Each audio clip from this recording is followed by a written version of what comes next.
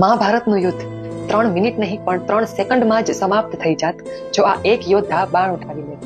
આ વાત શ્રી કૃષ્ણની નથી પણ ઘટોત્કચના પુત્ર બર્બરીકની છે. ભગવાન શિવનું તેમને વરદાન હતું કે તેઓ માત્ર એક જ બાણથી આખી શત્રુ સેનાનો વિનાશ કરી શકતા હતા અને આવા તો તેમની પાસે 3 બાણ હતા. મહાભારતના યુદ્ધમાં જતા પહેલા બર્બરીક પોતાની માતા મોરવી પાસે આશીર્વાદ લેવા ગયા તો તેમની માતાએ તેમને કહ્યું કે બેટા, જે પક્ષ નબળો હોય, જે પક્ષ હારતો હોય તેમની તરફથી લડજે, તેમની મદદ કરજે.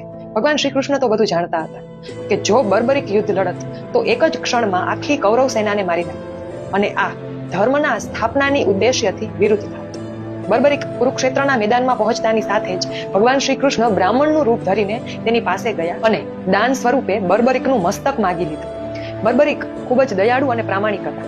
તેને પોતાનું મસ્તક શ્રી કૃષ્ણને અર્પણ કર્યું, પણ મસ્તક આપતા પહેલા મહાભારતનું યુદ્ધ અંત સુધી જોવાની ઈચ્છા વ્યક્ત કરી.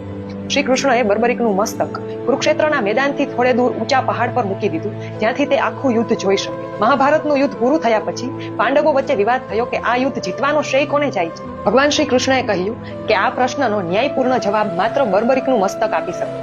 બર્બરીકના મસ્તકે કહ્યું કે મહાભારતનું યુદ્ધ જીતવાનો શ્રેય માત્ર અને માત્ર શ્રી કૃષ્ણને જાય છે. તેમની નીતિ અને પ્રેરણાથી આજે માત્ર પાંડવોની નહીં પણ ધર્મની જીત થઈ છે. બર્બરીકના આ મહાન બલિદાનથી ખુશ થઈને ભગવાન શ્રી કૃષ્ણએ તેમને આશીર્વાદ આપ્યા કે તું મારા જ નામ શ્યામથી કળિયુગમાં જાણીતો થઈશ અને તારા સ્મરણ માત્રથી ભક્તોના દુઃખ દૂર થશે.